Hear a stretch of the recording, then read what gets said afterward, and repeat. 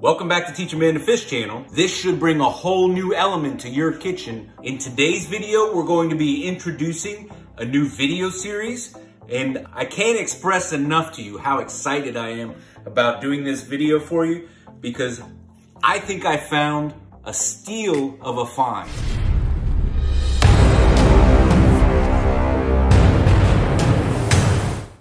I just wanted to give a quick shout out to our new Patreon supporter, Mike Head. What we've got here is an 1880 cookbook, and the title of it is New York Cookbook. It came from Mrs. Jane Astor, which I don't know whether or not that's the family name, the rich Astors in the 1800s out of New York. Probably so. What I find even more interesting about this book is contained in the very front page of the book, there's a signature in it.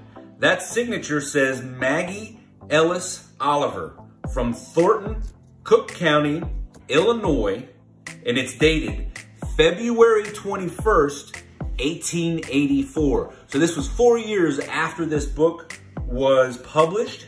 Quick Google search, I found some information on this book. Google search results in a Maggie Ellis Oliver that back in 1890 lived in a house in Thornton. It was built in 1890 outside of Chicago. Research shows that only 50 or 60 years earlier, Thornton was the frontier and still growing. So this is one of the newer houses for the entire community and has historical significance. In fact, when Maggie was moving in with her husband, Dr. Oliver, into their house, this is what downtown Chicago would have looked like. I did find online a historical photo that references this is Maggie and her husband sitting on the side of their house. I was lucky enough to find Maggie's cookbook from an eBay seller out of Chicago. At risk of being a bit of a Maggie stalker, I also went onto Zillow and was able to see the house, the kitchen that this book would have sat in for so many years, and even the dining room where the meals would have been served. This is probably what Maggie's kitchen would have looked something like back when this cookbook was being used at the turn of the century. During Maggie's time, cooking would have completely changed and kitchens at home would have been revolutionized. At the very early part of her life, it would have been hearth cooking, cooking over open fire, then moving over to cast iron stoves and ovens. Cookbooks were even changing. Prior to this time, cookbooks were for the elite.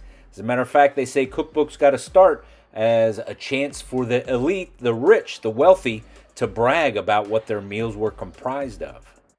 I'll be reading excerpts from this book in just about every video that I make that shows how kitchens were starting to be viewed as an economic powerhouse of the home life. In Maggie's lifetime, kitchens would have changed from wood, coal, oil-fired, all the way through to something that we would resemble as modern stoves. When she signed this cookbook, she was 18 years old and just getting started. The Great Chicago Fire was a recent memory to her and happened just a few miles from her house. So to think that this 140-year-old book has that history behind it and we know what it is, that fascinates me. Now, as far as interpreting what's in this cookbook, the words that they use are different. Things like they don't spell recipe the way we know it. It's actually spelt receipt. Some of the measurements here don't coincide well with the measurements that we use today, as well as the ingredients. I had no clue what a snippet was, and yet the book references snippet. That'll probably be in the first recipe that we do. Listen to this as it comes out of the book. Even the wording is different and awkward from back then. As there is scarce an individual who is not aware of the comfort resulting from a regular and properly cooked meal, it may appear to be many labor lost. To write a preface to a work which is designed to teach us how to prepare such a repast. It's like it's written in legalese. Just think about what this period of time represents in America. The 1880s were the dawn of the Gilded Age. Railroad construction west of the Mississippi was finally in full swing, bringing dishes and ingredients to make them in reach of the average home. And cookbooks were changing to reflect that market. Cookbooks weren't just about recipes the way they are today. They advised on the economics of running your household. Classes were even beginning to be started in schools for people to take. The other thing that I found interesting, spread all throughout this book, and in some research where I'm possibly working on another video series, references just 20 years earlier in cooking during the Civil War, the kitchen was absolutely the domain and owned by women. During the Civil War, they found that all of these men went out into the field to fight in the war, and the war started to drag on for several years. And they found that men had no clue how to cook. The meals were bad, the hygiene was bad, sickness was rampant, morale was low. There was a cook out of New York who went to the army and said, listen, we need to do something about this. Anybody who's ever served in the military knows that meals are closely tied to morale and fighting spirit. And he said, let's fix this. And he put out a cookbook. All of those men needed to be taught the basics of cooking in a kitchen or in the field. So first of all, this book is in rough shape. It's got tattered ends. The book binding is broken.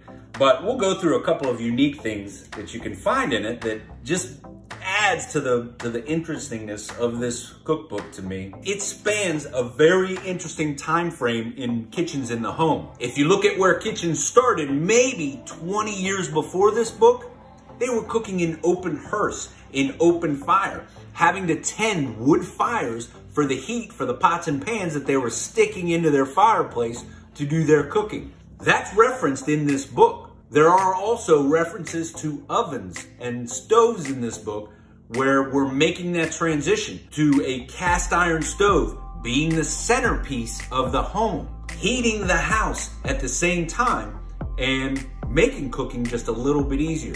This book probably was also used all the way up through the early 1900s where kitchens changed even further. So I think this cookbook ran the whole gambit from open hearth to wood stoves all the way up to the 1930s. Listen to this excerpt. But in the daily progress of life, we may often discover an amiable and accomplished woman who possesses a general knowledge of everything except domestic cookery, which I must be suffered to remark is a subject of infinitely greater importance to her than superficial requirements.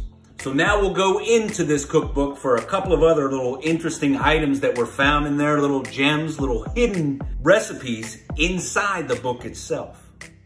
As I was thumbing through the book, I came across a couple of sets of clippings inside the book. They were in there so long they discolored the pages. It looks like there's evidence of old ingredients and things that were spilled on the book. And you're not going to believe this. Here, I found some old flowers that were pressed inside the pages. Here's another clipping that is from a prominent writer and opinion maker or shaper of the era. Marion Harlan was a significant personality and writer. She did several cookbooks back in her day. I wonder which of these recipes would have been Maggie's favorites. Maybe we'll find out which ones are ours. I really do wish I knew what the Inspired Idiot was all about. Once again, cookbooks back then weren't just about recipes and making dishes for dinner. I don't exactly know what dropsy is, but I'm certainly glad there's a remedy for it. If you know what dropsy is, please comment down below. The book would have covered butchering, dyeing, home remedies, so many different topics covered in this quote-unquote cookbook. We'll look in here how they recommended women should run their home.